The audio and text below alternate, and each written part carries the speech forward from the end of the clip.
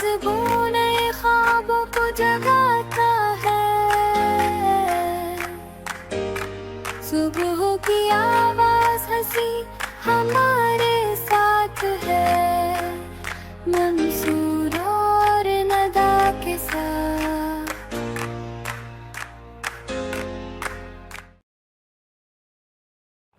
अस्सलामुअलैकुम नाजरीन, मैं आपका मेज़बान Mansoor Sahir Venus morning vibes के साथ एक मरतबा फिर आपकी खिदमत में हाजिर हूँ। और अल्हम्दुलिल्लाह सुम्मा अल्हम्दुलिल्लाह आज हमारी मैडम सेहतयाब होकर शो में वापस आ गई हैं। पिछले 2-3 शोज़ आपने देखे होंगे मैडम के बग़ैर, यकीनन आपका दिल भी नहीं लग रहा होगा और हमारा भी नहीं लग रहा था। मैडम अस्सलाम वालेकुम, कैसे हैं आप लोग, और वेलकम करती हूँ सबको morning vibes Mansoor with Nida के अंदर।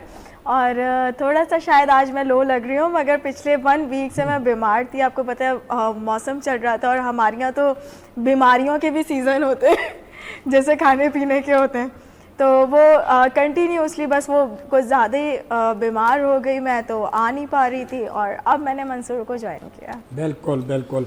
और आपके आने की खुशी में हमने क्या किया मैडम कि हमने जो है वो देखा कि आसमान पे कौन कौन से सितारे अच्छे लग रहे हैं, तो हमने 4 वो सितारे तोड़ लिए कि जिनसे जो है वो आपके शो की रौनक बढ़ जाए। मुख्तलिफ शोबाजात से हमने 4 लोगों को मदऊ किया है। आइए आपका तारुफ कराते हैं। सबसे पहले हमारे पास मौजूद हैं हमारे दोस्त, हमारे भाई मोहम्मद अली। आप जो है मार्केटिंग का हवाला रखते हैं, क्रिएटिव एजेंसी चलाते हैं, फाइन आर्टिस्ट हैं। अस्सलाम वालेकुम। अलैकुम अस्सलाम, कैसे हैं मंसूर? अल्हम्दुलिल्लाह। आप बताइए अली भाई, सब खैरियत है, तबीयत सेट है, जबरदस्त, सब अच्छा है? आप बताएं। बस सब मजे में, सब भाई मैडम आ गई तो सब मजे में। मैडम नहीं थी तो हमारी बॉडी लैंग्वेज भी, ये कांधे हमारे यूं थे, तो मैडम के आने से कांधे यूं हो जाते हैं। और इनके साथ तशरीफ रखते हैं हमारे दोस्त, बहुत ही मतलब कॉर्पोरेट सेक्टर का एक बहुत अहम नाम है। और ये नाम सिर्फ मतलब कारोबार और उसके मामलात में नहीं है, यारों के यार हैं, सोशल एक्टिविस्ट हैं, हर उस जगह पे मौजूद होते हैं, खड़े होते हैं जहां दोस्तों को और लोगों को इनकी ज़रूरत होती है। हमारे साथ मौजूद हैं एहसन फरीद पराचा। अस्सलाम वालेकुम। वालेकुम सलाम। भाईजान कैसे हैं आप? मैं अपनी एनर्जी देख के खुद भी एनर्जाइज हो बस गया तो आप जैसे जब दोस्त आ जाएं तो फिर हम बूस्ट हो जाते हैं, और फिर जब चार्जर मौजूद हो, मैडम हमारी मौजूद हो, तो बस फिर क्या बात है। मगर मैं बैकअप बैटरी देकर गई थी आपको। हाँ, बैकअप बैटरी आप एक बात ऐड करनी पड़ेगी कि आप जो कह रहे हैं, मैंने आपको मुशायरे में हर जगह इतनी ही पावरफुल आवाज़ के साथ देखा है। ये तो आप चार्जर बहुत सारे रखते हैं। भाई सुभान अल्लाह सुभान अल्लाह, अरे वाह वाह वाह वाह वाह वाह वाह वाह वाह वाह वाह वाह। तो हाँ, महफिल लूटी इस जुमले ने आपकी। चार्जर मेरे पास अल्हम्दुलिल्लाह बहुत सारे हैं, इसमें कोई दो राय नहीं है। अच्छा जी, तो अब चलते हैं हम अपनी एक और मेहमान, ऐसी मेहमान के जो मल्टी डायमेंशन हवाले रखती हैं, फाइन आर्टिस्ट भी हैं, शायरा भी हैं, सोशल एक्टिविस्ट भी हैं, और क्या क्या हैं ये हम इनसे दौरान प्रोग्राम जानेंगे। हमारे साथ मौजूद हैं शबाना खान अल मारूफ शाबी तार। अस्सलाम वालेकुम। वालेकुम सलाम। कैसी हैं शाबी? अल्हम्दुलिल्लाह, आप ठीक हैं? मैं जी बहुत अच्छा हूँ अल्हम्दुलिल्लाह, आपको और अच्छे हैं। अल्लाह ताला हम सबको अच्छा रखे। आमीन। और इनके साथ साथ हमारे दरमियान मौजूद हैं, मतलब एक ऐसा हवाला, क्या मैं लफ्ज़ इस्तेमाल करूँ कि इंटरनेशनल प्रोमोटर्स तो हैं, इंटरनेशनल शोज ऑर्गेनाइज करते हैं, इसके अलावा जो न्यू टैलेंट है उसको प्रमोट करने के लिए बाकायदा एक्टिविटीज शाद भाई ने शुरू की हुई हैं। शाहबाज सलाम अलैकुम, कैसे मिजाज है आपके? मैं बिल्कुल ठीक हूँ, आप लोगों को देख के और ज्यादा ऊपर। अल्लाह ताला आपको सेहत के साथ सलामत रखे। आमीन। तो जी गुफ्तगू का आगाज मेरा ख्याल है एक लेडी से ही कर ले तो ज्यादा बेहतर है। Ladies first.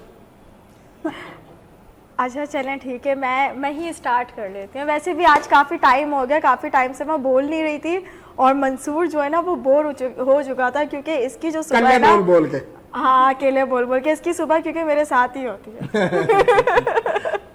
और सभी बाजी कैसी हैं आप? आई मीन शाबी बाजी, सॉरी। अल्हम्दुलिल्लाह, आप ठीक हैं? अल्हम्दुलिल्लाह। मैडम शबाना खान का है आप इन्हें? शबाना खान। मैडम शबाना खान एक बड़ा पावरफुल नाम है ऐसा। अच्छा आपने सारे हवाले दिया, आपने हमारे नाजरीन को ये बात बताई कि ये इनका एक हवाला स्पोर्ट्स से भी रहा है। मैं वही कह रहा हूँ कि शबाना खान नाम से जाहिर है कि कोई ये जोड़ो वोडो भी जानती हैं। फिर मैं बिल्कुल सीधा ऐसे। होकर बैठ जाऊँ। हाँ, आप सीधे और एक्टिव दोनों होकर बैठ जाए, चले। पता नहीं कब कहाँ से आ जाए। अच्छा, कुछ हाथों से आती, कुछ बातों से आती है। अब हाथों यहाँ से तो बातों से ही आज आएगी। देखें कितना जबरदस्त बाउंसर मारा, मेरा हेलमेट गिरा दिया उन्होंने। और लाइफ के अंदर क्या चल रहा है? लाइफ मसरूफ चल रही है एज यूजुअल, क्योंकि जिस तरह से मेरा इंट्रो दिया मंसूर ने कि मैं एक पोइटिस्ट भी हूँ जी। और फाइन आर्टिस्ट भी हूँ, social activist and consumer rights activist हूँ, जर्नलिस्ट भी हूँ, कम लिखती हूँ, टाइम नहीं मिलता। और गेम्स के हवाले से जैसे आपने कहा तो जोडो भी किया हुआ है, ब्लैक बेल्ट थी और अभी शुक्रिया, टाइम हो यहाँ नहीं गया बैठी, इस वहीं चीज़ बैठी है। वरना मैं यूं करके बैठा होता फिर। आपने भी तो पहना होगा ब्लैक बेल्ट। अरे यार बस बेल्ट ही ब्लैक पहना हुआ है। तो कब आपने स्टार्ट लिया और किस तरीके से आप इतनी सारी चीज़ें मैनेज करती हैं? क्योंकि ज़ाहिरी बात है, ख़वातीन का एक हवाला उनकी फैमिली के साथ भी होता है और हर रिश्ते को वो लेके चल रही होती हैं, अपनी पर्सनल लाइफ मैनेज कर रही होती हैं। और तो शादी किस तरीके शुरू से बताएं, एक जर्नी हम पूछना चाहते हैं, हमारे नाजरीन को जर्नी बताएं, कहाँ से स्टार्ट होता है? एक्चुअली वो ऐसा है कि ये गॉड गिफ्टेड है, ठीक है ना। अब ये सब चीज़ें चाइल्डहुड से मुझ में थी और मैं इसको कंटिन्यू करती थी। उसके बाद ये हुआ, शादी हो गई तो सब कुछ थोड़ा सा रुक गया, तो मैंने ज़्यादातर टाइम अपने बच्चों को दिया। थोड़ा सा कैमरे को भी लुक दें तो ताकि जिस टाइम पर मेरे बच्चे छोटे थे, तो मतलब मेरा कहना ये है और मैं बाकी ख़वातीन को भी यही मशवरा दूंगी जो मैरिड है और जिनके बच्चे हैं, कि जो जब उनकी ग्रोइंग एज होती है ना, तो उस टाइम पर आप टोटली जो है ना बच्चों पर कॉन्सेंट्रेट करें।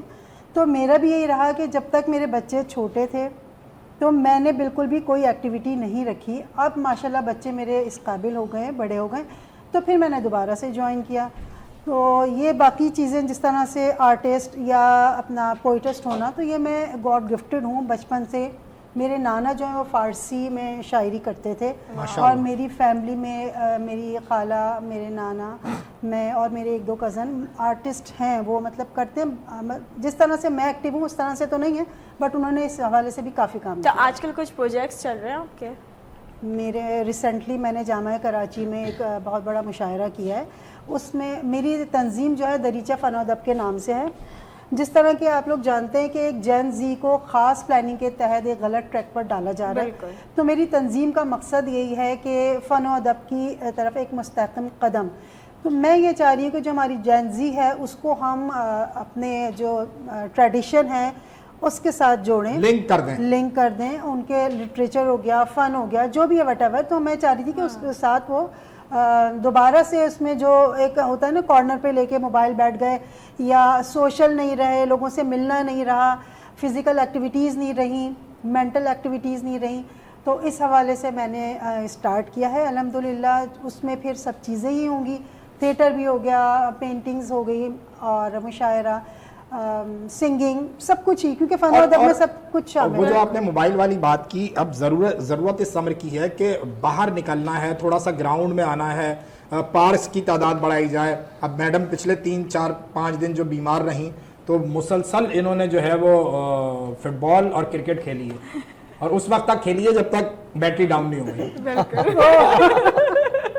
मोबाइल की। यही चीज़ ये मैं चाह रही हूँ कि फ़िज़िकल एक्टिविटी होनी चाहिए और इसी तरह से मेंटल एक्टिविटीज़ भी होनी चाहिए बच्चों में, क्योंकि देखें बिल्कुल ही बच्चे हमारे बेकार हो गए। जो नौजवान नस्ल है वो कट के रह गई है, लोगों से कट गई है। आप देखें अगर घर में कोई गेस्ट आ जाए ना, एक वक्त होता था हमें तो डांट पड़ती थी, सलाम किया जाकर तुमने। हाँ। सही बात है, वो अपने अम्मा अब्बा को पहचान ले। आज बच्चे तो बहुत अच्छा, आप अब्बा हैं, ओके थैंक यू। वो बैटरी जब खत्म हो जाती तो बच्चे कहते हैं अरे घर में भी कुछ लोग रहते हैं, मैडम ने बहुत अच्छे हैं। एक शो में बताइए कि बोले मंसूर अपने बारे में सोचता है, बोलो नहीं सोचता है। इन्होंने कहा नहीं मंसूर अपने बारे में सोचता है। लोगों ने पूछा भाई कब सोचता है? बोले जब इसका मोबाइल चार्ज पे लगा होता है। नहीं, चार्ज पे लगा के भी यूज करते हैं। हाँ, नहीं, हम नाम नहीं करते। इवन ऑफ अब लाइफ इस तरीके से हो गई है कि अगर फोन नहीं हो आपके पास तो ऐसा लगता है कि कुछ अधूरा है, मिसिंग है, या आपको ऐसे लगता है कि ना आपकी ज़िंदगी रुक गई हो। ठीक है, और अगर हम एक वक्त पीछे जाकर अगर हम देखें तो उस वक्त टच मोबाइल नहीं थे, तब भी लाइफ चल रही थी, सब एक दूसरे जब से मोबाइल टच interaction- के अलावा जब मोबाइल ही नहीं थे, हाँ, जब भी, और बहुत अच्छी लाइफ, एक कनेक्शन था लोगों के साथ, दोनों वो साथ एक दूसरे से मिलते थे, कनेक्टेड थे। फैमिलीज के अंदर बहुत ज़्यादा एक होता था, साथ में सब बैठे होते थे, शाम का टाइम या रात के एक टाइम रहता तो उस वक्त भी नहीं होता तो मैडम शादी पे कोई ना कोई मामूर उठा भाई होता था, ऐसे ही बना के बैठा हुआ था। देखिए वो तो लाजमी। ये तो एक ट्रेडिशनली अगर आप देखो ना तो चलिए ये बात समझ में आती लेकिन है। जहाँ चंद बुराइयां होती थी ना, हमारी वो कोई ना अच्छाइयाँ- कोई अच्छाइयाँ भी थी। कोई ना कोई नहीं, फसाद डलता शायद था साहब, शादी में। जाते वक्त कहाँ सुना माफ हाँ, और अब कोई बिल्कुल, लड़ाई ना हो, बिल्कुल ऐसे ये बड़ा अच्छा होता था, ताकि ऐसे ही। अगले प्रोग्राम का अच्छा, इनविटेशन भी मिल अब जाए। तो शादियों के इवन ऑफ इतना एडवांस हो गया, पहले फिजिकली जाके आप इनवाइट करते थे फैमिलीज में, कोई भी इवेंट हो, और खाना भी अब खाते तो- थे जाके मामू के घर, आपकी इजाजत है जाहिर है। रहने भी जाते थे। यार रहने, मैं बता रही मगर हूँ, नहीं, मैं अब अपनी ऐसा फुप्पो हो के गया, रहने अब जाता आप था। ऑनलाइन इनवाइट करते थे कि यार फला जगह शादी है, आप आ जाना। अरे वेकेशंस पर आप यकीन करें, ऐसी गैदरिंग होती थी, सब 2 महीने भाई पता चल गया, सब कजन मिलकर बैठेंगे नानी के घर या Shabana, thank you very much. मैं प्रैक्टिकल एक बात करना चाह रहा था इनकी बात पे कि जनरेशन जी को इन्होंने अट्रैक्ट करा, वो इंगेज करा और उसके लिए प्रोग्राम लॉन्च करे, दरीचा फन और अदब के नाम से करा। और उस दिन आप एक और मेरे साथ ये खड़े रहे शाना बशाना, और इनकी ही जो है साथ की वजह से मैंने स्टेप लिया, और इन्होंने अपना जो विजडम थेरेपी सेंटर है वो हमें दिया, कि जिसमें हमने अपना प्रोग्राम किया। मैं लगे हाथों विजडम थेरेपी सेंटर का तारुफ कराना चाहता हूँ। वो एक जगह अब आप आपके पास बॉल खुद ब खुद आ गई है तो बहुत अच्छा है, करा दें, वरना तो मैं जैनजी की तरफ जाना चाह रहा था। हाँ, मैं जनजी के हवाले आ से जाएं, बता आ रहा जाएं, हूँ आ जाएं। कि विजडम थेरेपी सेंटर जो हमारा क्या भी है? रिसेंटली एक आइडिया, एक विजन और एक रियलिटी जिसको हम कहेंगे, विजडम थेरेपी सेंटर। आपने फिजियोथेरेपी सेंटर सुने होंगे, आपने दूसरे मेडिकली थेरेपी सेंटर सुने होंगे, बट विजडम थेरेपी सेंटर जहाँ हिकमत की बात की जाती है, जहाँ पर लोगों को सिखाया और समझाया जाता है। अगर आप में से किसी ने प्रोफेसर इकबाल अहमद साहब का, मरहूम का जाविया प्रोग्राम देखा हो, 1998 से लेकर 2004 तक पीटीवी पे लाइव आता था वो, और उसमें उस प्रोग्राम में बहुत सारे स्टूडेंट उनके बैठ के उनसे सुना करते थे, सीखा करते थे, समझा करते थे। उस जमाने में वो मेंटरशिप का ऐसे ही है। ऐसा ही मॉडल था। आज उस मॉडल की बड़ी कमी है। जनरेशन जी को आप फिजिकल एक्टिविटी में लगाना अशफाक चाहते हैं। अहमद जैसे लोगों की कमी जी, है। तो- रास्तों क्या हुए वो लोग जो आते जाते मेरे आदाब पे कहते थे कि जीते रहिए, अब वो दुआएं देने वाले भी नहीं है। बेशक बेशक। अब वो लोग मौजूद हैं, उनको वो जगहें लेने के लिए और अपने आप को प्रमोट करने के लिए, अपनी बात कहने के लिए इतना कुछ पे करना पड़ता है ताहिर साहब, इतना कमर्शलाइजेशन हो गई। तो अब आप बताएं वो लोग कहाँ से ये अफोर्ड करेंगे? आज कहने वाले मौजूद है, सुनने वाले मौजूद है, बट उसके लिए कोई जगह नहीं। तो विजडम थेरेपी सेंटर एक ऐसी जगह जो मेरे इदारे ने, जहाँ पर मैं प्रोफेशनल जॉब करता हूँ, इलेक्ट्रिक टेक्सटाइल और कराची यूनिवर्सिटी के ताउन से एक जगह बन गई जहाँ पर इस तरह के प्रोग्राम होंगे। Generation Z free of cost, पूरे पाकिस्तान की यूथ फ्री ऑफ कॉस्ट, जो हम कहते हैं ना ब्रेन ड्रेन हो रहा है, लोग जा रहे हैं बाहर, तो आप वो जगह तो दीजिए, आप वो लोगों को प्रोवाइड तो करिए। तो रिसोर्स एक बन गई, चाहे तो साहिद साहब प्रोग्राम रखें, चाहे तो शबाना प्रोग्राम रखें, मोहम्मद अली साहब अपना प्रोग्राम रखें, रियाज साहब रखें, तो आप जो तीनों बैठे हुए हैं, तीनों आर्टिस्ट हैं, तीनों एक माशरे के लिए सोशल काम कर रहे हैं। हमारी जगह हाजिर है आपके लिए, आप जो प्रोग्राम करना चाहें वहाँ पर मैं आपके साथ खड़े होकर प्रोग्राम में आना मौजूद हूँ, और फ्री ऑफ कॉस्ट पूरा प्रोग्राम का अरेंजमेंट हमारी जिम्मेदारी, वहाँ पे जगह हमारी जिम्मेदारी, फैसिलिटेशन हमारी जिम्मेदारी। आइए प्रोग्राम कीजिए। तो ये आइडिया कहाँ से आपको जनरेट हुआ? देखिए, जैसे कि मेरा तारुफ में बताया, अपनी जर्नी को अगर मैं शुरू करूं, कैरियर शुरू करा, पढ़ाई करी, पढ़ाई के दौरान वो तमाम चीज़ें जो ज़िंदगी में ऑब्जर्व करता रहा, देखता रहा, जिन परेशानियों का सामना करता रहा, सोचा कि अगली जनरेशन जो आज जो है वैसे ही इस परेशानियों से भागती है और भाग के फिर बाहर चली जाती है, तो उसको रोकने के लिए क्या किया जाए। तो उसके लिए आज मैं अगर अमली कदम उठा सकता हूँ तो मुझे वो करना है। उस अपने अगर ये काम करा तो मुझे लगता है कि इसके लिए कोई अब्दुल सत्तार हेदी बनने की जरूरत नहीं है। इसके लिए आपको कोई फिलैंथ्रोपिक एक्ट के लिए कोई बहुत बड़ा बोर्ड लगाने की जरूरत नहीं। छोटे छोटे काम करते जाइए, जिस जगह से गुजरे वहां पर अपने हिस्से की छोटा सा काम कर दीजिए। आप यकीन करें, दिया जलाइए, और ये रोशनी, ये दिया, अब तो दिया क्या है, वो लोड शेडिंग की वजह से जलाना पड़े या बगैर लोड शेडिंग के जलाना पड़े, जलाइए। आप देखिए, यकीन करें, ऐसा मल्टीप्लाई फैक्टर लगता है। मैंने जब ये आइडिया सोचा था, मुझे नहीं पता था कौन जामा कराची से कोई डिपार्टमेंट बैक कहेगा, वहाँ पर जामा कराची के डीपी डिपार्टमेंट ने ना सिर्फ आगे आए, बल्कि मैं डॉक्टर प्रोग्राम के तरफ से डॉक्टर खालिद इराकी साहब और डॉक्टर साइमा शुक्रगुजार हूँ कि उन्होंने वो अपनी जगह वहाँ पर यूनिवर्सिटी में प्रोवाइड करी। इतनी बड़ी जगह मौजूद थी, हमें वो बनाना था, हमने बनाया। साहिर साहब भी आप वहाँ पर आए थे, जी, मेरा विजिट बाकी था। लोग भी वहाँ पर विजिट तो कर चुके। डॉक्टर साइमा जो हैं बिलोंग करती हैं कराची यूनिवर्सिटी से। जी, डॉक्टर साइमा जो है वो डीपी डिपार्टमेंट को हेड करती हैं, माशाल्लाह। और उनका जो विजन और उनके जो अपने ख्यालात हैं, वो ख्यालात में रहते हुए उन चीज़ों को कराना चाहती हैं, बट उसके लिए उनके जहन में शायद कोई रिसोर्स नहीं थी। रिसोर्स हमने प्रोवाइड करी, जिंदा बात। आइडिया था।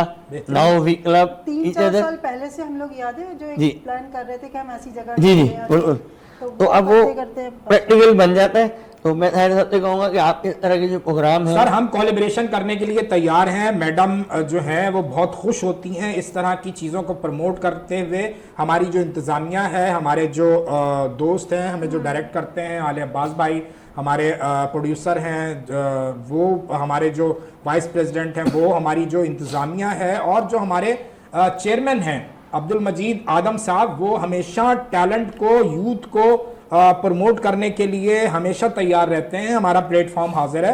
हम कोलैबोरेशन से कोई अच्छा आप इवेंट अगर उसको मैनेज करें Series of तो हम event आपके भी हो साथ सकता है। हैं। Series of बिल्कुल event साथ। हो सकता है। अगर बात करूँ ना मैं एक सदका जारिया की, तो सदका जारिया सिर्फ ये नहीं होता है कि आप टोपी पहन के और दूसरे काम दीनी साइट पे अगर देखें, दुनियावी चीजों के अंदर भी आप सदका जारिया करते टोपी हैं। और पहना वो के भी ये कर है सकते हैं। नहीं, वो ये टोपी है कि पहना के। आप पॉजिटिव हो जाएं, ठीक है। आपकी पॉजिटिविटी से लोग पॉजिटिव होते हैं, सामने वाले को वो एक माहौल मिल रहा होता है जो उसे नहीं मिल सका, या जो आपने परेशानियां फेस की और ये आपकी कोशिश होती है कि आगे लोगों को वो सब फेस ना करना पड़े, तो ये भी सदका जारिया है। चले जी, आगे की जनरेशन को क्या फेस करना है, क्या फेस नहीं करना है, आपसे शुरू होते हैं। हाँ जी, अब आप बताएंगे कि क्या आज का नौजवान, आप माशाल्लाह बहुत काम कर रहे हैं, तो कितना पॉजिटिव होना ज़रूरी होता है अगर आपने आगे जाना है।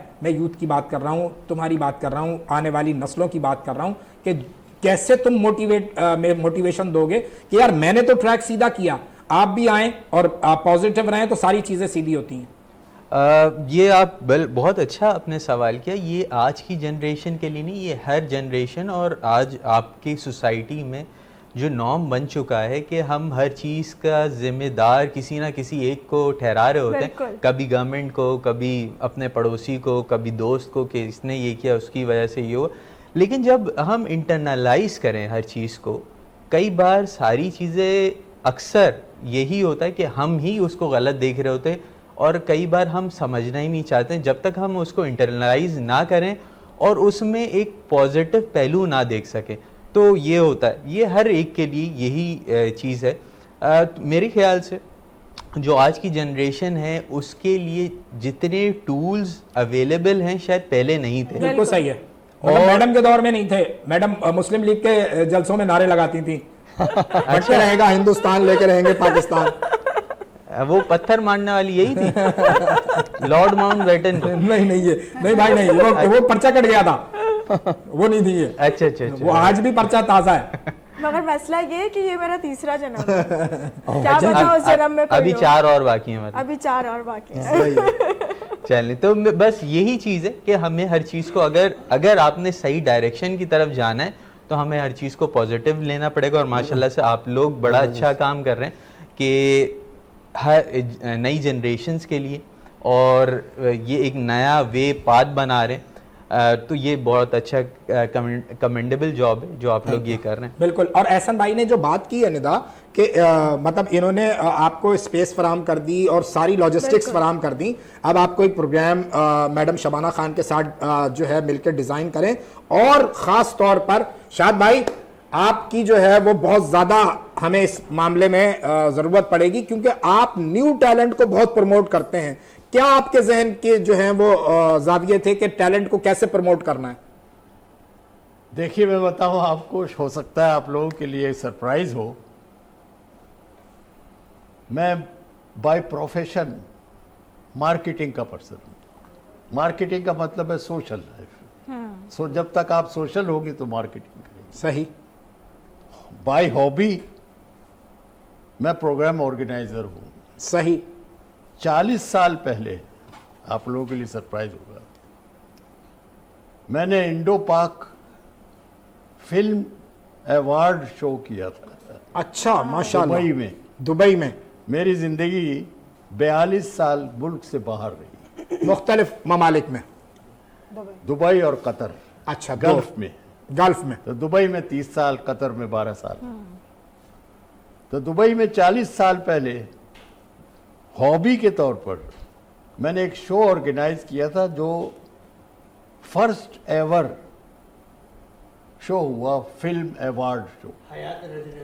उस जमाने में आपको याद होगा कि शारजा में इंडिया और पाकिस्तान के क्रिकेट मैचेस बड़े पॉपुलर थे दुनिया में, मियादाद का छक्का और ये सब पूरे। अच्छा, वो उसी एरा की बात है जी, उसी दौर की बात उसी है। दौर की बात। ठीक हो गया।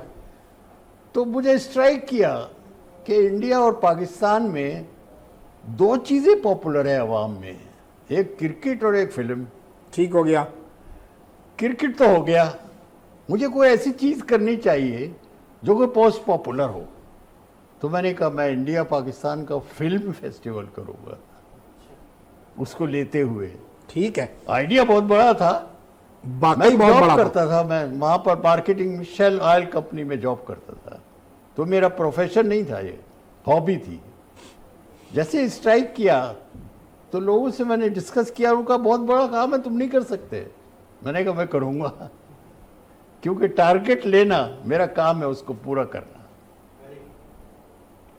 मैंने इंडिया के टॉप के फिल्म स्टार उस जमाने के, राजेश खन्ना, शबाना आजमी, प्रेम चोपड़ा, रंजीत, एक फिल्म थी अवतार, उसका पूरा पैनल बुला लिया और उसके साथ पाकिस्तान की फिल्म इंडस्ट्री के मुस्तफ़ा कुरैशी, नाहिद अख्तर, गुलाम मोहिउद्दीन, अनवर मकसूद, इन सबको बुला लिया और इंडिया पाकिस्तान की हिस्ट्री में पहली बार एक स्टेज पे लाके खड़ा कर दिया। भाई क्या बात है, वाह वाह वाह वाह। कभी पहले नहीं हुआ और आज तक नहीं हुआ ऐसा। अचीवमेंट वाली बात है। मतलब- और मैं आपकी और आपको सरप्राइज करूं कि इंडिया की जो बहुत इब्तिदाई दौर की गुलकारा है कज्जन बेगम, उनके साथ गाया मैडम ने। अच्छा, माशाल्लाह। ये वहीं पे खड़े हुए मुझे कैप्चर कर रहे थे। नाज़रीन, यहाँ वक्त हो गया एक छोटे से ब्रेक का। ब्रेक से वापस आएंगे तो फिर इसी गुफ्तगू को, इसी मजेदार गुफ्तगू को आगे बढ़ाएंगे। हमारे साथ रहिए, अभी हाजिर होते हैं। नए जज्बों नए ख्वाबों को जगाता है, सुबह की आवाज हंसी हमारे साथ है, मंसूर और नदा के साथ। नए जज्बों नए ख्वाबों को जगाता है, सुबह की आवाज हंसी हमारे साथ है, मंसूर और नदा के साथ।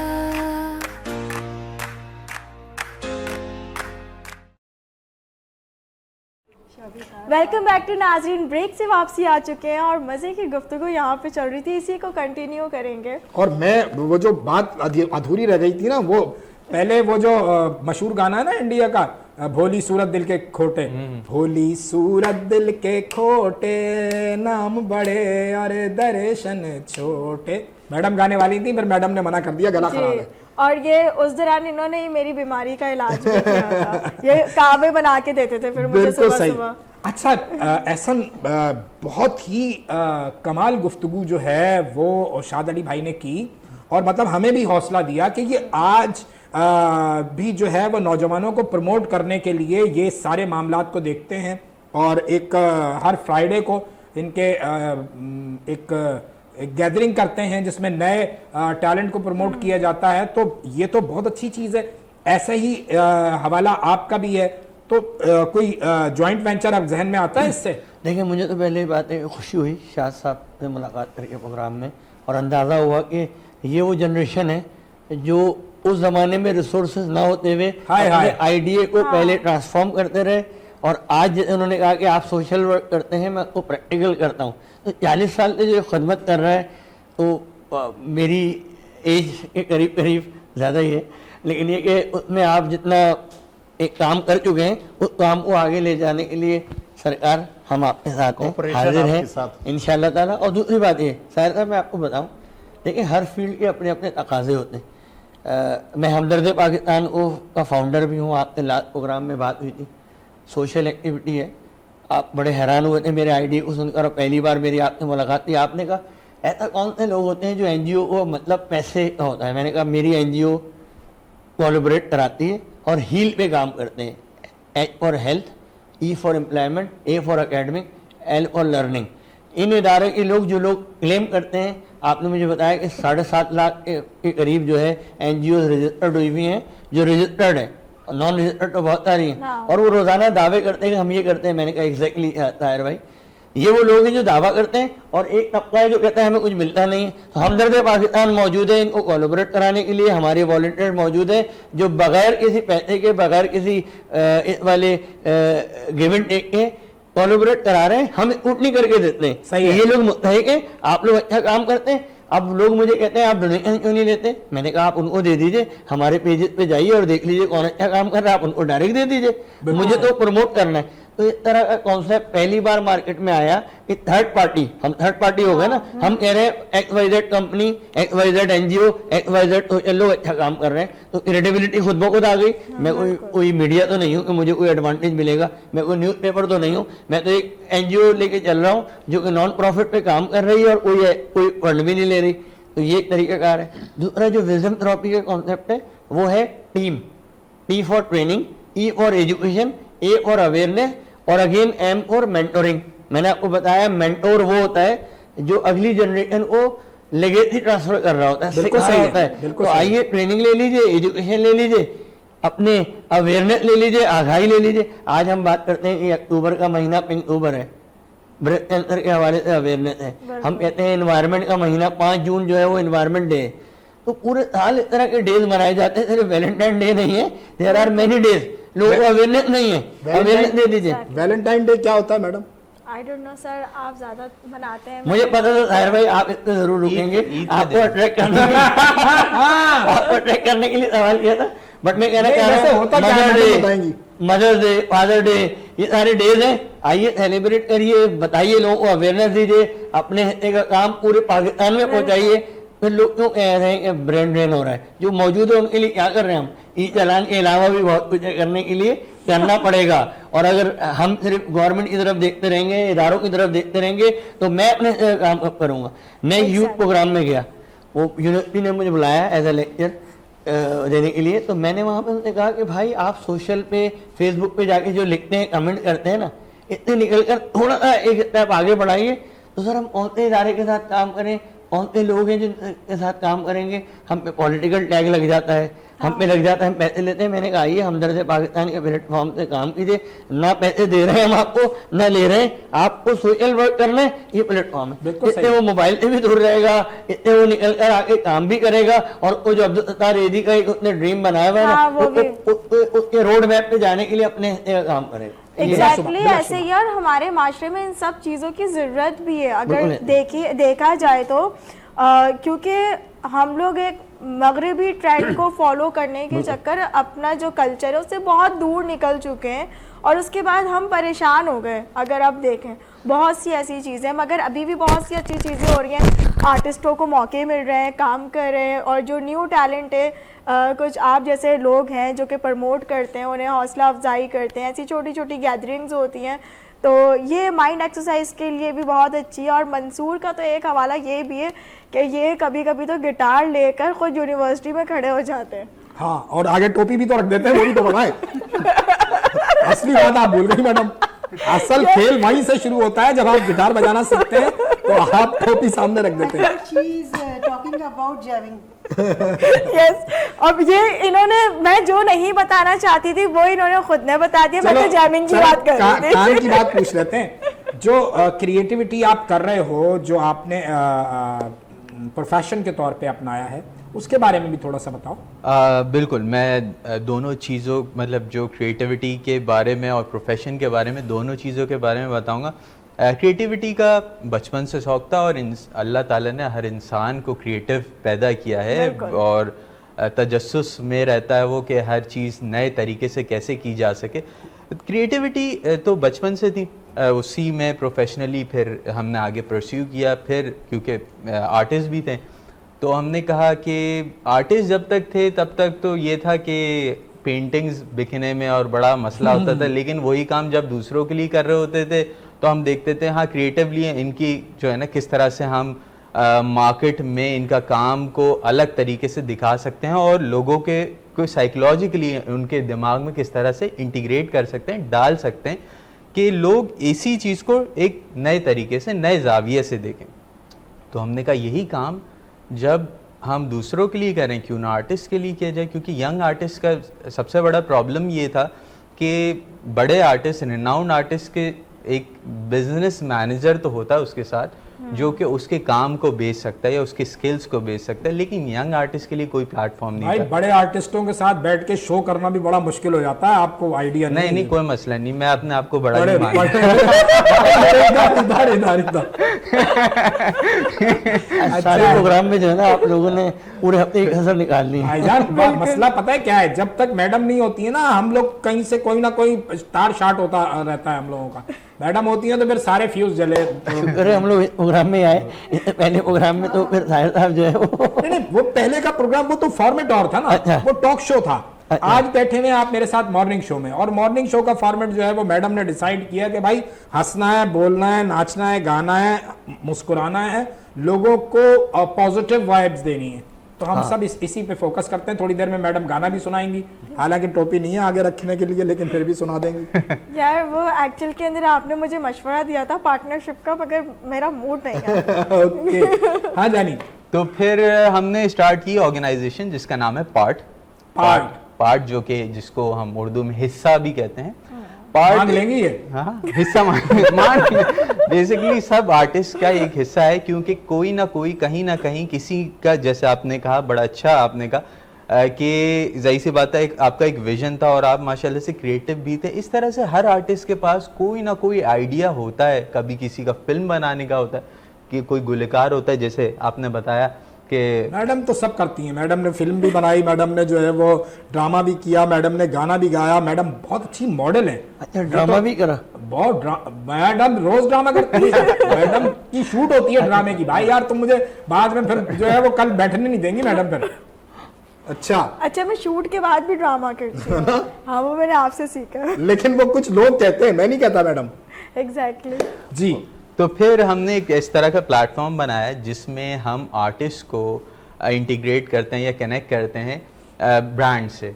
कि उनकी कोलैबोरेशन जब हो सके ब्रांड्स के साथ, तो उससे फ़ायदा ब्रांड्स को भी ये होगा कि एक उनकी पीआर बढ़ेगी, आर्टिस्ट को भी ये फ़ायदा होगा कि उनके जो वो काम कर रहे हैं ऑलरेडी ब्रांड के साथ, उसमें उनका आर्ट वर्क कनेक्ट हो सकेगा और रिकग्निशन मिल सकेगा। तो ये चीज़ फिर हमने स्टार्ट करी। तो इसलिए हमने पार्ट जो हिस्सा है कि हर कोई एक दूसरे का हिस्सा है। बिल्कुल ठीक। तो बड़ा क्रिएटिव हवाले का नाम है। अच्छा तो ये बचपन से ही आपका माइंड था कि ये सारी चीजें करनी है आपने, या बड़े होके आपने एक वो चीज चूज की कि भाई मुझे एज ए आर्टिस्ट बनना है?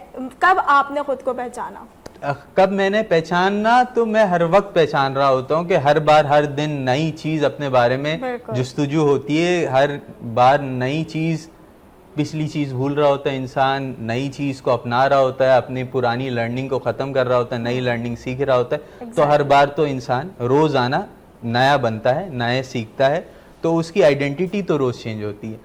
लेकिन हाँ, क्रिएटिव अल्लाह ताला ने हर इंसान को क्रिएटिव बिल्ट इन बनाया है। वो कुछ ना कुछ उसमें हिस्सा तजस्सुस का तो हर इंसान में हिस्सा होता है, सवाल उठाने का हिस्सा उसमें होता है।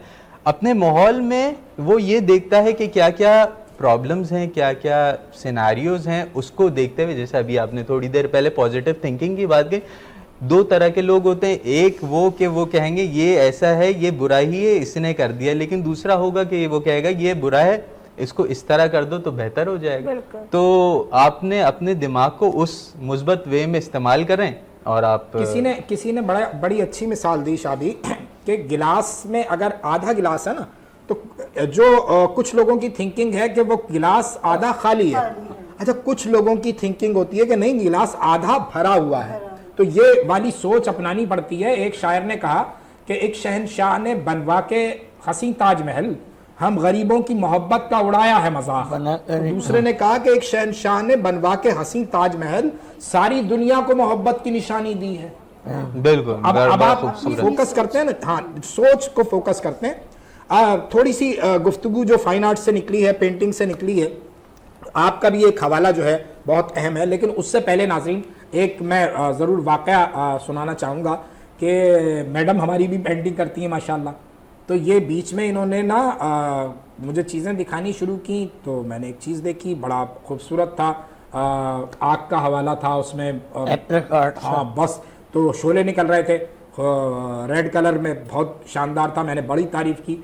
दूसरी दिन ये फिर आ गई, फिर इन्होंने चीज़ दिखाई, वो भी रेड, फिर तीसरे दिन रेड, फिर चौथे दिन रेड, फिर पाँचवें दिन रेड, फिर छठे दिन रेड। अब मैं थोड़ा सा परेशान हुआ, फिर मैंने कुछ डॉक्टर्स को फ़ोन घुमाना शुरू किए। मैंने कहा भाई ये जो हमारी मैडम है ये हर चीज़ रेड में बना रही हैं। अब जो माहिर नफ्सियात मुझे मशवरा देता वो मैं करता गया, बहुत पैसे खर्च किए। आखिर एक दिन फिर मैं मजबूर हो गया, फिर मैं मैडम को ऐसे बहला के ले गया एक दोस्त के पास ना, माहिर नफ्सियात के पास। वहाँ गई, वहाँ फिर मैडम ने बड़ी तफसील से उनसे गुफ्तगू की। फिर उसके बाद जब मैडम को उन्होंने बाहर भेजा, मुझे बुलाया, मैंने बोला जी सर मामला बहुत गंभीर है, बहुत परेशान कुन है। बोले भाई कोई परेशान कुन नहीं है, कोई गंभीर नहीं है, मैडम के पास कलर खत्म हो गए, आप कलर दिला दें और सिर्फ रेड बचा था मैडम के पास, इसलिए प्रॉब्लम आ रही थी।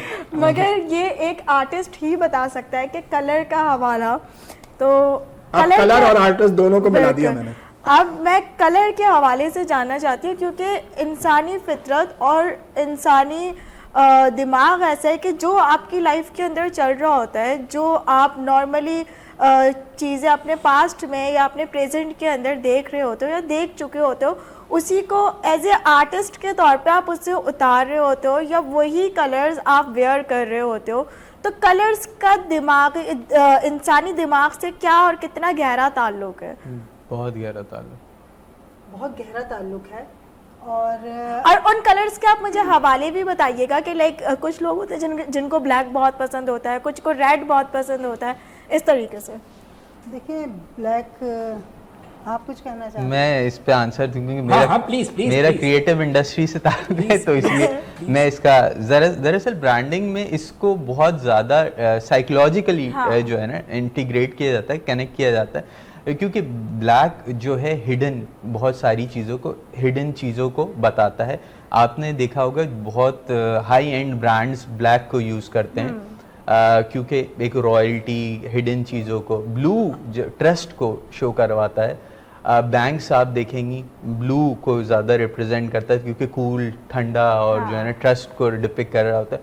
इवन जब आप टिपोग्राफी की बात करती हैं, टाइपफेस या फॉन्ट्स जिसको आप बोलते हैं, तो फॉन्ट्स भी साइकोलॉजिकली किस तरह से यूज़ होते हैं, तो उसका भी बड़ा अहम किरदार है। लोगोज में या आप कोई कुछ कॉपी लिख रहे हैं, उसमें बड़ा इंपॉर्टेंट किरदार है। आप पढ़ें ना भी, लेकिन साइकोलॉजिकली आपको अनकॉन्शियस ब्रेन में किस तरह से आपको मैसेज कम्युनिकेट कर रहे होते हैं, वो कहीं ना कहीं सिग्नल दे रहे हैं, वेव्स दे रहे हैं कि आप इंडिगो कलर है, वो आपके बिजनेस को, कोई भी अगर आप इंडिगो कलर चूज करते हैं तो आपके बिजनेस को प्रमोट करेगा वो कलर। तो बहुत इफेक्ट्स होते हैं कलर्स के इस हवाले से। रेड ज़्यादा हाई इंटेंस इमोशंस को दिखाता है, वॉयलेंस या रोमांटिक या लव, हाई इंटेंस इमोशंस को बताता है। खत्म हो जाए या रेड इसलिए भी होता है कि कलर खत्म हो जाए अभी आज। हाँ, ये भी तो होता है ना, सारे कलर खत्म, हम परेशान हैं और मैडम इमोशन भाई अल्लाह का नेक बंदा यार, इसको कलर दिलाया।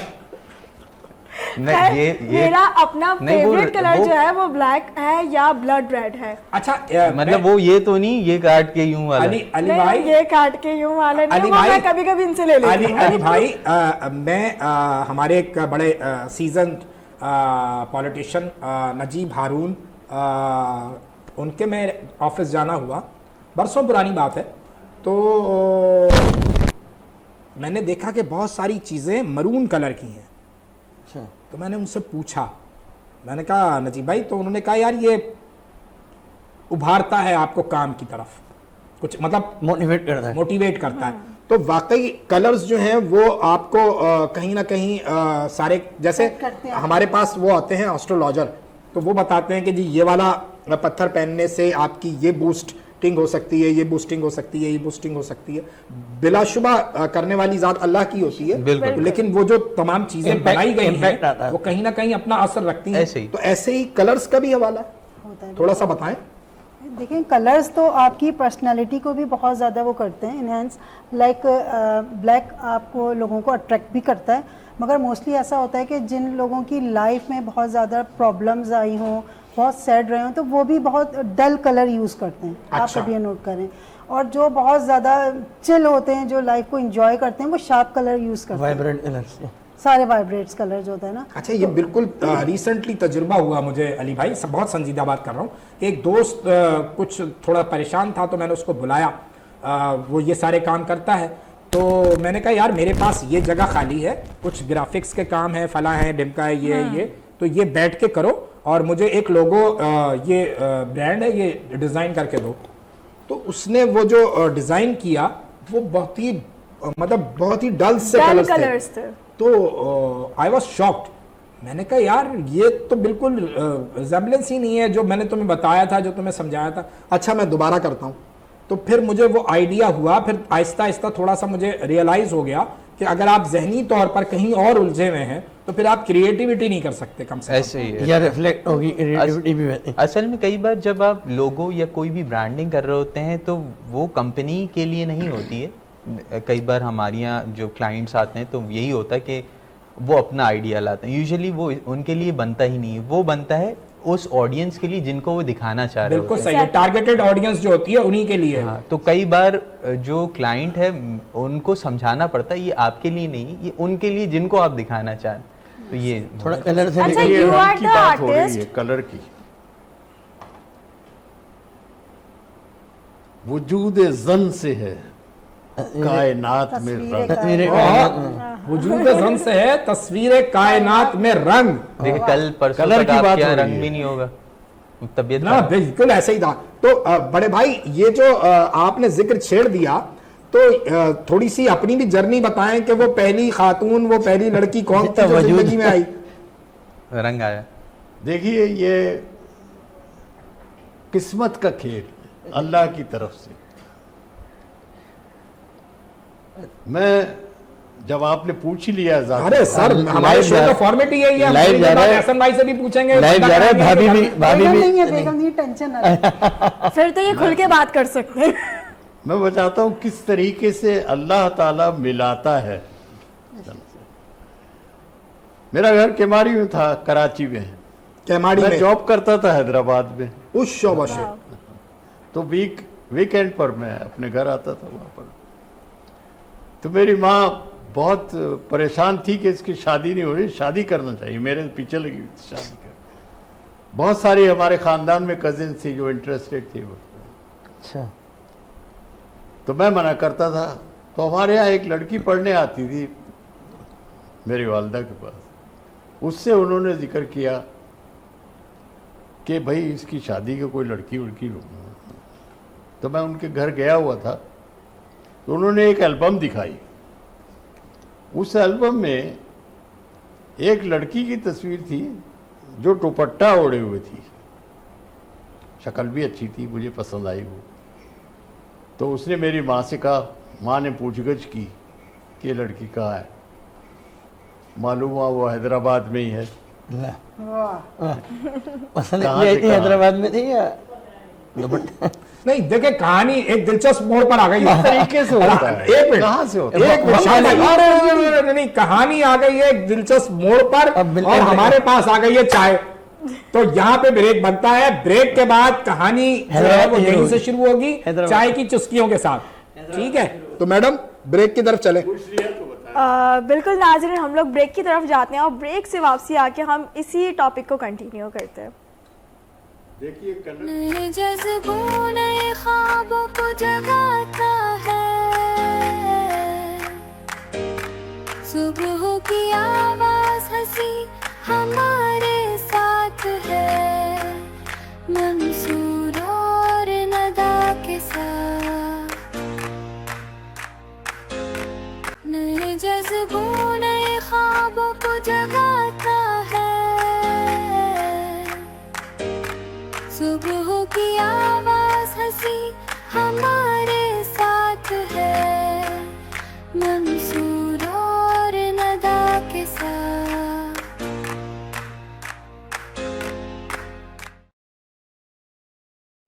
वेलकम बैक टू नाज़रीन। ब्रेक से वापसी आ चुके हैं और इससे पहले हमारी जो गुफ्तगू चल रही थी वो अधूरी रह गई थी क्योंकि चाय का ब्रेक था और आप लोगों को पता है कि मैं तो भाई हूँ टी लवर, तो चाय आप पी लिया। अब इसी के साथ साथ ही मुझे लगता है कि कुछ स्नैक्स हो जाने चाहिए और वो स्नैक्स हैं वही बातें जो अधूरी रह गई थी। पिक्चर अभी बाकी है मेरे दोस्त। आप हैदराबाद जो है वो काम कर रहे हैं और जो लड़की पसंद आई है वो भी हैदराबाद की है जी। ये जो मैं जिक्र कर रहा हूं आपसे 55 साल पहले की जिक्र है। 55 साल पहले पीछे चले जाएं हम। वेरी गुड मैडम, आप तो उस वक्त जवान होंगी। जी मेरे सर, वो ख्याल है मेरा यहाँ दूसरा कोई जन्म बहुत था। सारे लोग हैं तो पैदा भी नहीं होंगे। अच्छा, तो मैंने अपनी माँ से कहा कि मैं बगैर देखे हुए लड़की से शादी नहीं करूंगा। हाँ, तस्वीर देख के नहीं करूंगा। 55 साल उस पहले भी जमाने में 55 साल पहले भी लड़का जो है वो स्मार्ट था। उस जमाने में मोबाइल नहीं था। मतलब ये उस दौर के जैसे कबूतर होते थे, कबूतर कबूतर कबूतर के पाँवों में बांध देते थे रुक्का। जा जा जा क्या तो मेरी माँ ने उसकी लड़की की मालूमात की, तो उसकी मुमानी वहाँ रहती थी, तो मालूम भी हुआ कराची कि में। वो मुमानी जो है हैदराबाद में वो लड़की को दिखा सकती है। ठीक हो गया।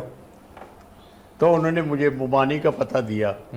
मैंने मुमानी से कहा, उन्होंने कोई बात नहीं, मैं दिखा दूंगा। अच्छा माशाल्लाह, उस दौर के में भी इस तरह के अच्छे लोग थे। वेरी गुड, वरना तो बड़ा इसमें फसाद हो जाता था। लड़की देखने आए हो तो वो मुमानी जो थी वो जिंदा दिल थी, फिल्मों की बड़ी शौकीन थी। अरे वाह वाह वाह। अल्लाह भाई, कह रही वो लड़की को मैं तुम फिल्म में ले आना। वाह, मैं लड़की को फिल्म में ले आऊंगी, वहां देख लेना। New majestic cinema. तो तय हो गया कि उस फिल्म में हम वहां पिक्चर हाउस में लड़की फिल्म को कौन सी देखेंगे। थी? फिल्म कौन सी? फिल्म कौन सी थी? अमराव जाना था। पाकीज़ा। पाकीज़ा। अरे वाह। पाकीज़ा में कौन कौन था? मोहम्मद अली ज़ेबा। मोहम्मद अली और ज़ेबा। पाकिस्तानी पाकीज़ा, हाँ, हाँ, वही। पुरानी फिल्म है, कौन कौन था? इंडिया की पाकीज़ा या पाकिस्तान की? पाकिस्तान की। एक्टर कौन था? मोहम्मद अली और ज़ेबा। जी, एक्ट्रेस कौन थे? मोहम्मद अली थे। चौधरी। मोहम्मद अली थे। हीरोइन कौन थी? ज़ेबा। मुझे ज़ेबा, याद ज़ेबा। नहीं। ज़ेबा शहनाज।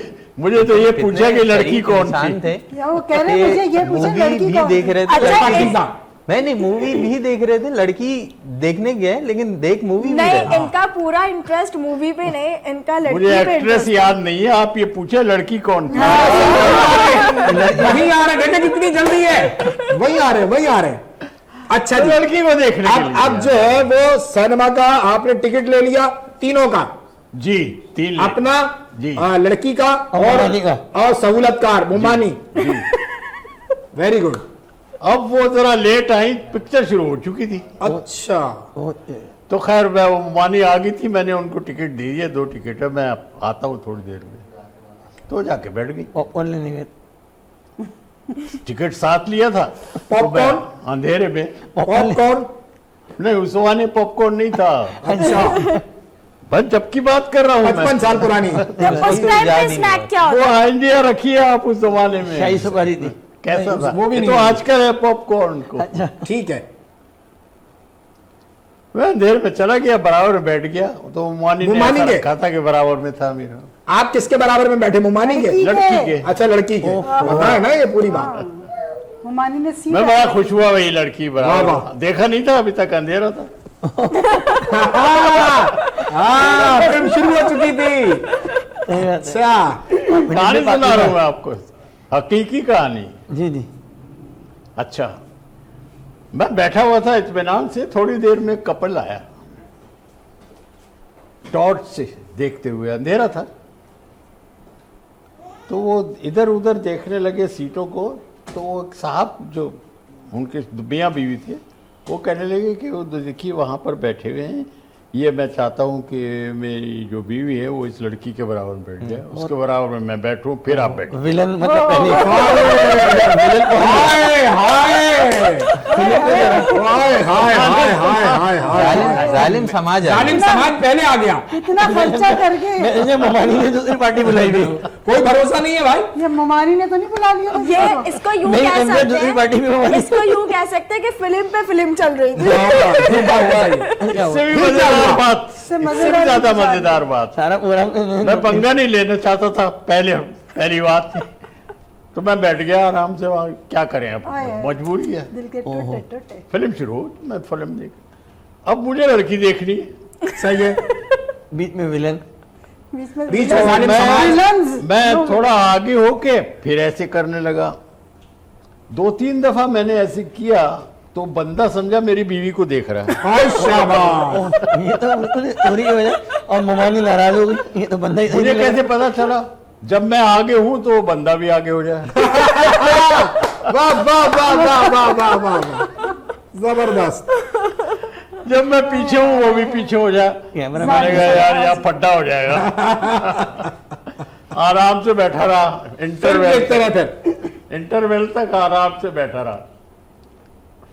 इंटरवेल जब हो गया तो उसके बाद फिर मैंने एकदम एकदम फिर लाइटें जली, कोल्ड ड्रिंक वाला आया, चिप्स वाला आया, फिर वो उमर भाई आवाज लगाते हैं ना, चिप्स वाला भाई, चिप्स वाला भाई। तो आपने पूछा था कि कैसे कहाँ देखा, तो ये मेरी कहानी थी। नहीं, अभी बात अधूरी है। मतलब आप बाहर मिले, बाहर फिर बात हुई, क्या गुफ्तगू हुई? खाली देखा, अच्छा, खाली देखा। लड़की को नहीं बताया था मोमानी ने। ओहो, तो बोले नहीं टिकट कौन दे रहा है? लड़की को नहीं मालूम, तो मोमानी के साथ आई थी फिल्म देखने। सही। मुझे देखना था, लड़की को नहीं बताया था। आपने देख लिया, मैंने देख लिया, इत्मीनान कर लिया, इत्मीनान कर लिया। बुलवा के देखा था। मेरी माँ कराची में मेरे फोन का इंतजार कर रही थी। उस जमाने मोबाइल नहीं थे। मेरे पिया गए रंगून। तो फिल्म खत्म हो गई, मैंने माँ को फोन किया, हाँ मुझे पसंद आ गई लड़की। माशाल्लाह, मुबारक हो, जबरदस्त। मुबारक हो भाई, लड़की पसंद आ गई। हम पे जो गुजरे थे रंज सारे, हम पे जो गुजरे थे रंज सारे, खुद पे गुजरे तो लोग समझे, अपनी अपनी मोहब्बतों के अजाब झेले तो लोग समझे। वो जो पिक्चर अभी बाकी है, पिक्चर खत्म नहीं हुई है। देखा कैसे? फिर उसके बाद क्या हुआ? यार एक प्रोग्राम बना था इनके लिए नहीं नहीं, चले इनके साथ तो भाई बाकायदा डायरेक्टर, मैंने अगले कल वाले शो के में एक डायरेक्टर बुलवाया हुआ भाई। मैं, हाँ, मेरे बड़े भाई हैं हनीफ भाई, उनके साथ डिस्कस करूंगा कि भाई एक नौजवान है और उसकी ये जर्नी है, तो 55 साल पुरानी जर्नी है। तो हाँ, है नौजवान वो। सही बात। जी, फिर उसके बाद क्या हुआ? देख तो लिया मैंने अपनी माँ को फोन पे बताया कि हाँ भाई मुझे लड़की पसंद आ गई। वो तो बहुत खुश हो गई। वाह, लेकिन मैंने कहा मुझे लड़की से बात करनी है। हाय शाबाश, फोन पे अब फोन का इस्तेमाल होगा। नहीं, आमने सामने, फोन पे या नहीं, 1 to 1? सामने। तो माँ ने कहा कि देखो मैं कोशिश करती हूँ, मोमानी से कहूंगी कि वो बात करा दे। हाँ बिल्कुल, वही सहूलतकार थी। तो माँ मेरी कराची से हैदराबाद आ गई, मोमानी से मिली, उससे कहा कि तुमने मिला तो दिया, ठीक है, तो बात कर। वॉल्यूम भी चेक बात अभी करना चाह रहा बाकी है। है। कोई बात नहीं, मैं लड़की को बुला लूँ घर पे, आप बात कर लेना। यार मुमानी का रोल मुझे बहुत पसंद आ रहा है। ममानी जिंदा है ना? ओ भाई, ये खातून थी जिन्होंने 2 प्यार करने वालों को मुमानी गुजर गई, मिलाया। मैडम, ऐसे होते हैं लोग। लेकिन क्या हुआ? लेकिन टिकट भी तो लिया था। नहीं यार, ये तो बनता है। ये तो बनता है। मुमानी टिकट तो लेना इतना यार। तो बनता था, देखिए इतना तो बनता जी था। जी। तो फिर एक दिन उन्होंने, मोमानी ने लड़की को बुला लिया अपने पास। जब उसको लड़की को मालूम हुआ कि ये किस्सा है, पहले नहीं मालूम था। लड़की उस जमाने में पढ़ती थी इंटर में। फिर मैं उससे बातचीत की तो मुझे पसंद आई, उसने भी बातें की मेरे से। तो that was the first impression. वाह। अच्छा, वो पहला इश्क है। जी, वो इश्क जो है वो कन्वर्ट हो गया शादी में। वो तो देख लिया। ठीक है। अब लड़की वालों को नहीं मालूम कुछ भी। तो मेरी माँ ने कहा कि कैसे करेंगे उनको, लड़की को। कहने मैं ले जाऊंगी आपको। मोमानी, आप ऐसा करो, ममानी बहुत अच्छी थी, काश आप जिंदा ऐसा होती। करो। मुमानी तेज थी, हाँ लग वो रहा है। जानती थी लड़की समझदार के सर, घरवालों। समझदार का लफ्ज बेहतर है। समझदार। या अल्लाह ऐसी मुमानियां सबको दे, आमीन। क्या हुआ? वो मुमानी कहने लगी कि ऐसा करें कि आप अंगूठी लेके जाएं मैं पहली दफा में। लड़की वालों को नहीं पता कुछ, और पहली दफा में अंगूठी, वाह। मुमानी ने कहा कि यही एक तरीका है वरना फिर मुश्किल हो जाएगा। तो मेरी वहाँ अंगूठी लेके चली गई। अच्छा, सिर्फ वालदा गई, आप नहीं गए? है? आप नहीं गए? नहीं, सिर्फ वालदा और मुमानी। जी माना एडवांस था, इतना भी नहीं था कि डायरेक्ट अंगूठी पहना दे। अच्छा, जब वो जाके बैठी वहां पर तो चाय देने के लिए जो जिसको मैंने देखा था उसकी कजिन आ गई। अगेन ड्रॉप से लो गर्ल, और कजिन आ गई। पर आप 2 ऐड ले सकते हैं। हाँ बिल्कुल बिल्कुल, इस यहाँ आप अपनी सीट नहीं छोड़ेंगे, ये आपको कसम है, अगर आपने ये एंड तक और नहीं ये किया था। ऐसी मॉर्निंग भी नहीं हुई होगी। हाँ, ऐसी मॉर्निंग भी नहीं हुई। ये देखो मैडम के आने की जो है वो बरकत है। धक धक। मुबारक जी दी। चाय देने के लिए लड़की नहीं आई, उसकी कजन आ गई। वो कजन जो थी वो सांवली रंग की थी, अच्छी शक्ल सूरत की नहीं थी। चाय बड़ी मुश्किल से मेरी माँ ने पी। वो बोले ये क्या पसंद और कर लिया? मुमानी से कहा चलो भाई। मुमानी ने कहा नहीं ये लड़की नहीं है। हाँ, रुक तो जाए। ये तो हमने ट्रेलर दिखाया था। हाँ, वो एक साल की बात नहीं है। बाकी है। हमने तो ये निपटानी थी पार्टी। शुक्र करें उन्होंने अंगूठी नहीं पहना दी उधर। फिर वो लड़की आई, उसकी लड़की की जो सगी भाभी थी वो घर पे थी, वो भी आई बैठी थी। तो उनको मुवानी ने बता दिया था कि इस तरह से आई है। तो जब वो लड़की आई तो मेरी माँ को पसंद आई, वो माशाल्लाह। ने उसको अंगूठी पहना दी। ये भी मार्केटिंग की भाभी टेक्निक के होती है। साथ। पहले जब पार्टी भिजवाई, हाँ मतलब उसी वक्त टोकन कर दिया ना। नहीं टोकन हुआ ना यार। पहले चाय लेकर आया, देख लो भाई बेटा ये भी पसंद कर सकता था। हाँ शुक्र अदा करो। अच्छा जी, फिर इस तरह से मेरी मंगनी हो गई। डन हो। हो गई, हो गई शादी और हुई। उसके बाद फिर जो है वो शादी भी हो गई। जी। और वही खातून फिर आपने माशाल्लाह 50 साल उसके साथ। 50 साल कितना अरसा हुआ उनकी मेरी वाइफ की 5 साल पहले डेथ हुई कोविड में। यहीं पर कराची में मेरे साथ आई। और माशाल्लाह कितने बच्चे हैं? 5 बच्चे माशाल्लाह, 4 लड़की 1 लड़का है। वाह वाह। खुश खुर्रम हर तरीके से। बच्चे सब अपने घर के? की कमी 5 साल से। जी जी। मैं आपको एक वाकया आपने सुनाती जाती हूँ। तौर पे बताया, मैंने बताया आपको, कहा इसका ताल्लुक इससे नहीं था। नाजरीन, आपने ये कहानी सुनी, इसमें कई मोड़ आए। बहुत से तो ऐसे मोड़ थे कि मोड़ में 2 मोड़ निकल रहे थे।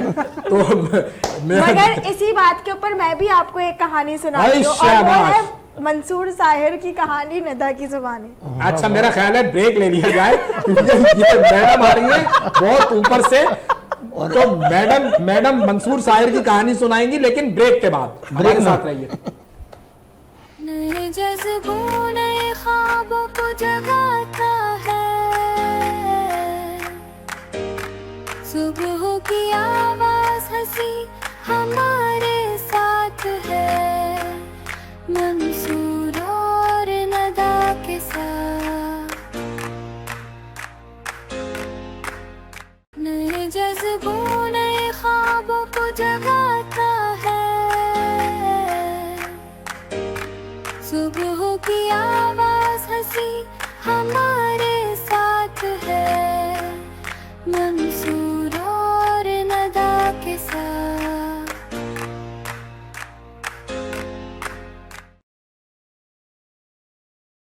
वेलकम बैक टू नाजरीन। हम लोग ब्रेक से वापसी आ चुके हैं, और इसी के साथ साथ ही मैं आप लोगों को बता रही थी कि एक किस्सा, और वो किस्सा नहीं, है कहानी। मंसूर साहिर की कहानी निदा की जुबानी। वाह वाह। भाई इनको एक लड़की पसंद आ गई, आज से कोई 7 साल पहले। 60 साल पहले? 7 साल हाँ, पहले। अच्छा 60 साल पहले तो मैं भी नहीं थी। अच्छा। हाँ ठीक हो मैडम, ऐसा नहीं नहीं, करें। वो मेरा पहला जन्म था ना। ओके। हाँ। तो खैर इनको एक लड़की पसंद आ गई। इनकी आती है भाई मुझे रात को कॉल, रात के 1:30 बजे। मैं सो रही, इंसान 1:30 बजे तक सो जाता है। मैडम आप नहीं सोती हैं लेकिन? नहीं सर, मैं सो रही थी। अच्छा। तब तो सो रही थी ना। उस दिन सो रही थी? जिस दिन आपको खैर, पसंद आई थी। उस दौरान इनकी कॉल आई। अब मैं परेशान कि इतनी रात को मंसूर ने क्यों कॉल किया, कोई इमरजेंसी ना हो। ये बोले कि भाई मैं बहुत परेशान हूँ, मुझे घबराहट हो रही है, कुछ समझ नहीं आ रहा है। मैंने बोला अच्छा बोले क्या हुआ, इन्होंने बोला मुझे कुछ बात करनी है आपसे। मैंने बोला अच्छा बोले क्या बात करनी है आपसे। फिर इन्होंने बोला मुझे आपकी मदद चाहिए। तो मैंने बोला अच्छा बोलिए।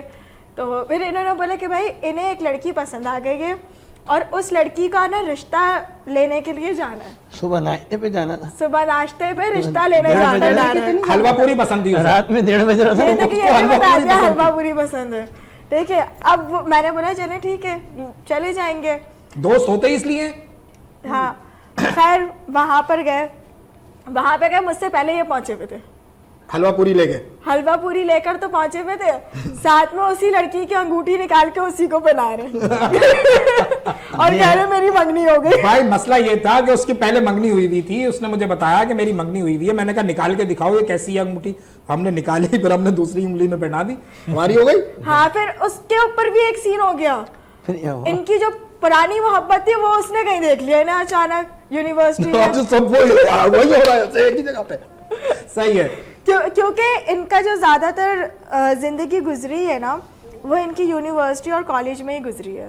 तो ये सारी जो बात है ना वो यूनिवर्सिटी के अंदर की। मैडम इस पे 2 शेर सुने। देखे कोई तो मौजे उस खुश जमाल के, देखे कोई तो मौजे उस खुश जमाल के, चुल्लू में भर लिया है समंदर निकाल के। और पुरवाई पहले इश्क के जख्मों को मत कुरेद, पुरवाई पहले इश्क के जख्मों को मत कुरेद, बच्चे हैं अब तो उसके भी 6-7 साल के। मंसूर आपका दुख आपकी आंखों से दिख रहा है। बस आप समझ ले मैडम। टिश्यू दो। तो वो उसने कहा कि नहीं पहली मंगनी पहली में। चलो छोड़ो, अब शायरी की गुफ्तगू हो गई तो शादी पे आ जाते हैं। बिल्कुल भाई, कोई अच्छा सा ना आप शेर सुनाए क्योंकि अच्छा सा शेर क्यों सुनाए, पूरी गजल सुनाए। हाँ गजल सुनाए क्योंकि ना मंसूर अब रो देंगे, ये बहुत इमोशनल हो चुके हैं। मेरी एक गजल है, इसी पूरे टॉपिक पर है। अगर आप बस इसके बाद आप निकाल ले क्योंकि वक्त खत्म हो रहा है। याद है जब बस रोने पे गालिब भी कहते हैं ना, तेरी याद में जाना मासूम जगह बदल में। पता नहीं यार, ये पता नहीं भाई ये कौन सी शायरी गालिब से मौसूल है। अच्छा जी शाबी। एक कलाम, ताज़ा कलाम है मेरा। बालकनी में रात खड़ी है, बालकनी में रात खड़ी है, बालकनी में रात खड़ी है, जिसमें तेरा इम्कान भी है। वाह। बालकनी में रात खड़ी है जिसमें तेरा इम्कान भी है, नैन बिछाए राह में तेरी, साथ मेरा दालान भी है। वाह और भीगी रातें लम्स तुम्हारा, वाह, और कांधे पर प्यारा तिल। क्या अच्छा मिसरा है जी। वाह वाह भीगी वाह शाबी। रातें लम्स तुम्हारा और कांधे पर प्यारा तिल, सुन परदेसी इस बक्से में मेरा कुछ सामान भी। वाह वाह वाह। जबरदस्त। भीगी रातें लम्स तुम्हारा और कांधे पर प्यारा तिल, सुन परदेसी इस बक्से में मेरा कुछ सामान भी है। और तेज नदी का बहता धारा, झरना सावन सर्द हवा। वाह तेज नदी का बहता धारा, झरना सावन सर्द हवा, शोर मचाते इस जंगल में ख्वाब शबे इम्कान भी है। क्या बात है। जबरदस्त। तेरे नाम की माला जपते होंठ मेरे सच्चाक हुए। आहा। तेरे नाम की माला माला जपते जपते। होंठ मेरे सच्चाक हुए, इन चाकों को सीते सीते बखिया गर हैरान भी है। वाह वाह वाह वाह वाह वाह। तेरे नाम की माला जपते वाह, वाह, होंठ वाह, मेरे वाह। सच्चाक हुए, इन चाकों को सीते सीते बखिया गर हैरान भी है। और उसकी सूरत देखने वाले आईने में शाबी तार, उसकी सूरत देखने वाले आईने में शाबी तार, आईने में शाबी तार, मेरी सूरत देखने वाला आईना हैरान भी है। क्या बात है। वाह वाह वाह वाह। और भीगी रातें लम्स तुम्हारा और कांधे पर प्यारा तिल, सुन परदेसी इस बक्से में मेरा कुछ सामान भी है। वाह वाह वाह वाह। जबरदस्त। भाई हमें हमारे इल्म में ये बात है कि एहसन फरीद बाराचा भी जो है ना वो शायरी करते हैं, तो ऐसा तो हो ही नहीं सकता कि महफिल जम गई है। हाँ इस महफिल को बरकरार रखें। असल में जो मौजू शाह साहब ने शुरू करा, फिर आपने जो कहानी सुनाई उस पर मैं एक कॉमेडी या कॉमेडी सुनाए, कुछ भी सुना सुनाए, दे। सुना दे। लेकिन वो सुना दें। उनकी शादी में तंबू लगाने चले। उनकी शादी में तंबू लगाने चले। When I was an intern, वो ये उनकी शादी में तंबू लगाने चले, अपनी महबूबा की मेहंदी सजाने चले। बड़ी वाली की शादी हो रही है तो क्या छोटी वाली से क्या लड़ाने चले। कयामत होगी उस दिन ये तुम देखना, कयामत होगी उस दिन ये तुम देखना जब लीडर दुनिया को शराफत सिखाने चले। और आपको पोर्ट्रेट से अंदाजा होगा कितनी पुरानी है ये वाली। उनको भंगनों की आदत कदर भाई है, भंगनों की आदत कदर भाई है। ऊंचे पाइयों में सारे जमाने चले। और जो आखिरी शेर है वो डेडिकेट करता हूँ मैं साहिर लुधियानी साहब को। साहिर दिल तो चाहा कि कावे खूब मंसूर साहब। साहिर मंसूर साहब। दिल तो चाहा कि खूब हिच्कियों से रोऊं काविश, दिल तो चाहा खूब हिच्कियों से रोऊं काविश। जब उनके बच्चे मुझे मामू बुलाने चले, उनकी शादी में तंबू लगाने चले, बहुत सारे। बड़ी वाली की शादी हो रही है तो क्या छोटी वाली तक लड़ाई। मोहम्मद अली, मैं देखो एक प्लेटफॉर्म पे चलते हैं। हाँ, अच्छा मोहम्मद अली, मैं तुम्हें एक वो इस सारी गुफ्तगू के बाद ना, क्योंकि आगे हमारे साथ तुमने जो है वो ये सारे मामले को देखना है, ठीक है, और यहाँ नहीं है कोई भी।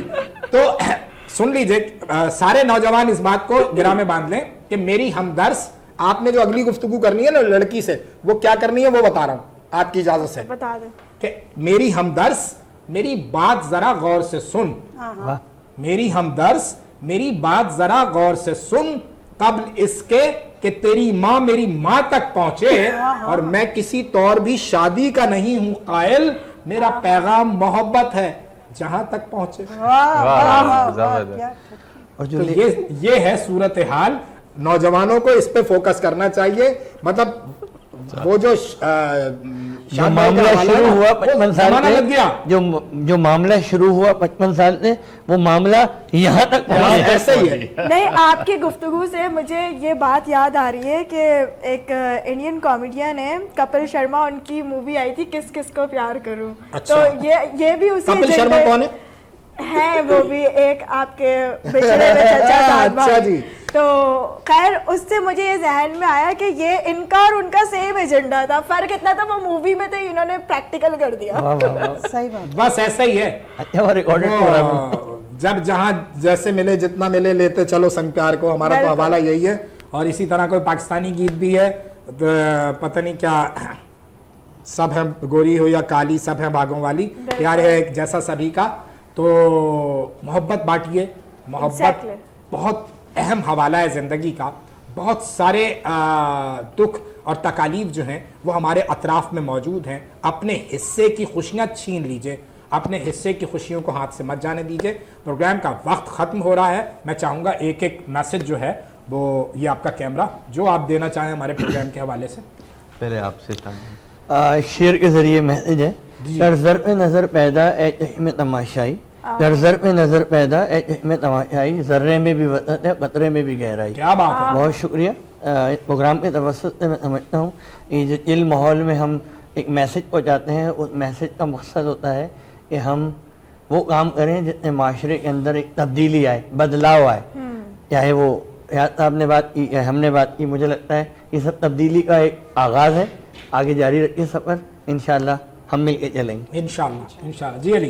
तो आपके प्रोग्राम के तवस्सुल से मैं एक मैसेज ये देना चाहता हूँ अपनी जनरेशन और आगे आने वाली जनरेशन को कि हमेशा पॉजिटिव सोचिए, पॉजिटिव समझिए, चीज़ों को एक नए जाविये में देखिए तो आपके लिए नए राहें खुलेंगी।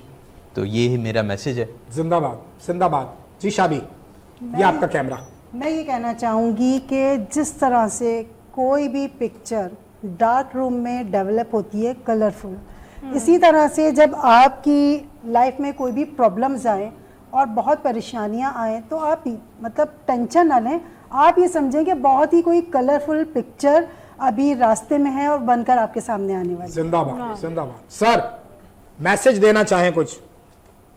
मेरा मैसेज ये है कि सोशल लाइफ को अपनाइए और नेचुरल तरीके से अपनी लाइफ गुजारिए, नेचर से करीब रहकर अपनी लाइफ गुजारिए, आपकी लाइफ अच्छी गुजरेगी। वेरी गुड मैडम जी। बिल्कुल बिल्कुल ऐसा ही है मंसूर। आज के शो का नहीं पता चला और आज काफ़ी हम लोगों ने यहाँ पे हंसी मजाक किया और 1 वीक के बाद मैंने आप लोगों को ज्वाइन किया।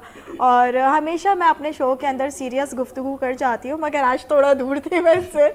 और मगर जाते जाते फिर मैं वही बात कहूँगी कि यहाँ पे बात हुई पॉजिटिविटी की, मोहब्बत की, और कुछ ऐसे एक्सपीरियंसेस की जो इन्होंने ये बात बोली कि डार्क रूम और आपकी ज़िंदगी के अंदर कुछ ऐसे एक्सपीरियंसेस हो जाते हैं जो कि बहुत ट्रेजिक होते हैं, आप उनसे सफ़र कर रहे होते हैं, किसी को नहीं बता रहे होते, मगर कुछ भी हो जाए, भले किसी भी हाल के अंदर हो, अल्लाह ताला के ऊपर भरोसा रखें, ख़ुद के ऊपर भरोसा रखें और सिर्फ यही सोचते रहें कि ये वक्त भी गुजर जाएगा। बेशक, बेशक। क्योंकि जब तक आप पॉजिटिव रहेंगे तो आपकी चीज़ें पॉजिटिव रहेंगी और पॉजिटिविटी जो होती है वो अपने आप में ही एक ताकत होती है जो आपको खुद भी मिलती है और आपके साथ वालों को भी मिलती है। थैंक बिल्कुल। यू। और हम अक्सर ये बात करते हैं कि जो आपको सबसे ज़्यादा बूस्ट कर सकता है, जो आपको सबसे ज़्यादा तवानाई फराहम कर सकता है, वो आप खुद हैं। आप अपने आप से जुड़ेंगे, आप अपने स्ट्रेंथ को महसूस करेंगे। इकबाल ने कहा था कि अपने मन में डूबकर पा जा सुरागे जिंदगी, तू अगर मेरा नहीं बनता न बन, अपना तो बन। तो अपने बनिए। आज तक के लिए इतना ही। अल्लाह हाफ़िज़। नए जज्बों नए ख्वाबों को जगाता